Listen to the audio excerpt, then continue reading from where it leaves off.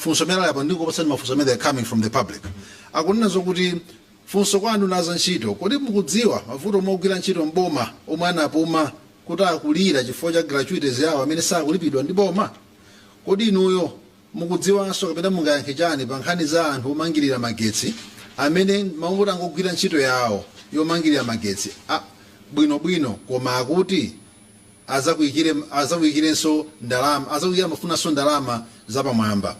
Ndine Blessings Makanani kuno kwa Chinsapo. Kodi anthu nazo ntchito mungotseka makampani koma ndikuona ngati anthu ogwira ntchito kumbali ya masalale simudatiganizirepo. Ndine Daniel Kwimba kuno kumzuzu kusumba mzuzu. Kodi munthu akachotsedwa ntchito mosatsata malamulo koma sanathandizidwe ungakawafikire bwanji akunduna kwanu? Mwina tiyesero panga mwamsanga tatsala maminitsi ochepa kwambiri kuti timalize program yathu lero. Unduna wathu ndi nthambi zake munkumalira lonse ndiye mwina anthu kusadziwa malamulo komanso kuti tindi nthambi iliyonse. That's why month of May tindi workers rights awareness campaign kuti adziwe kuti angapange bwanji zitachitika zoterozo. This covers also pension so kuti adziwe kuti zikatere timenda bwanji fotambe mango yankhula koma osapanga kanthu pa ground. Ndeno this awareness ikuyankha za pensioniyo komanso amene akama za kuchotsedwa ntchitoko.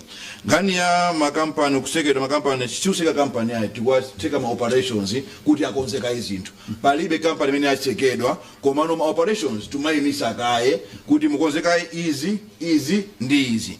Nepa nkhani ya salale ndi nkhani imene tikuyunikira so kwambiri komano ma employers ambiri ndinene ichi ma employers ambiri katundu let's say kwabwera devaluation akweza katundu antengo katundu koma sala usakweza yayi vule mene siboma yayi ndi my employer. That's why we want to work together with my employers as well as ECAM kuti ino katundu mmakweza kwa devaluation koma sala izi simukweza yayi. That is very unfair for employers and is inhuman and I can say satanic one or the other because we are treating people like animals. Nepa nkhani ya ma Escom workers dandolo limene latipeza kale ndanga hapo kwa Escom ndema kodi boma lizake ndema zangana kuti izi tu ntchito takuchosa in a time. I don't have energy abwera. Okay, it's about Mafunso minute. I think that's better than ine kuti ndiyakhera mene ngazume jala zoma kwambiri. Okay, mwina mafunso omalizira kwambiri akuti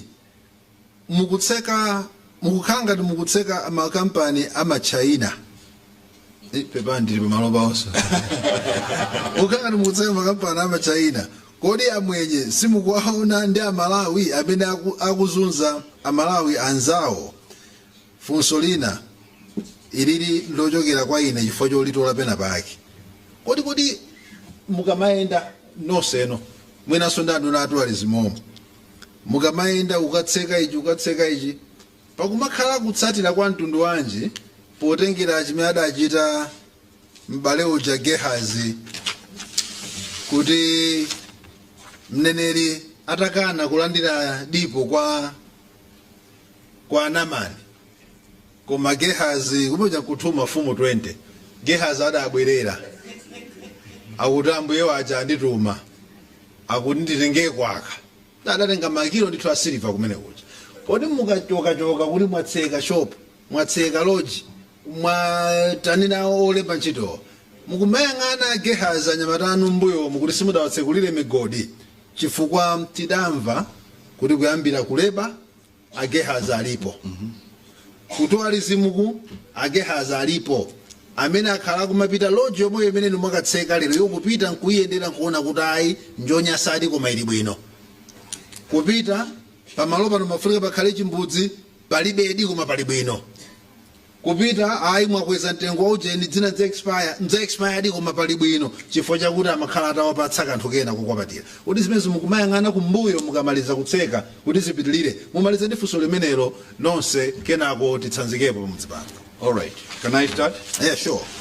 Pankhani yoseka makampani machinese oka tase confuse machinese na Indians confuse komanso Malawians yo tinapita ku mataifa kunzuzu kumene kuli mavuto ankhani ndrama yolipira ma SMEs timati minimum wage ni 5,000 kwacha ambiri 40,000 kwacha masaliza ma employees awo that awawa mina kuonekera point campaign now. So instead of kupanga chipikisheni tinaitana, we had a meeting in the boardroom where they explained their issues as well, but they have agreed to increase the salaries without being harassed kwa sekera mashopo. But ananima vutwa also on vega ameti mavana kuma the big corporates, investors. No. They know they are conversant. They're not facing the same challenges as the local SMEs are facing. And the like.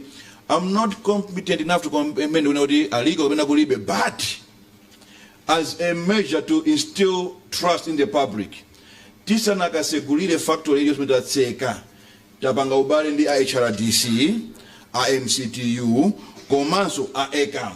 Kuti kama seguria tupase checklist janatani nalemba boseka baja, and if you segura iwo akhale ngati ma observers kuti mapanga ganizo londola apoyai mwalakwisa as a way of minimizing aina gears nukamba aja popeza mapanga kote mwampaipo nsana malize nifandi nene kwa Malawi. I'll read from the book of Psalm 10 verse 17 to 18. Oh Lord, you have heard the desire of the humble and oppressed. You will strengthen their heart. You will incline your ear to hear, to vindicate and obtain justice for the fatherless and the oppressed, so that man who is on earth will no longer terrify them. As a country, as a nation, we must stand with the vulnerable laborers who are being oppressed by the so-called investors who I don't understand how they get into Malawi just to victimize laborers, to victimize the local people and make profits, huge ones, at the back of Malawians. And someone has the guts to call me, Kunena Guti, Maseka Company, Mugu Tebesa Forex in this country. To hell with Forex that comes at the back of pain of Malawians. If that is the way you get Forex, then ikale bambalipo. Chifo tuzunza mioya and Kwambiri, 80% of the Malawians are vulnerable working in the fields. Thank you very much.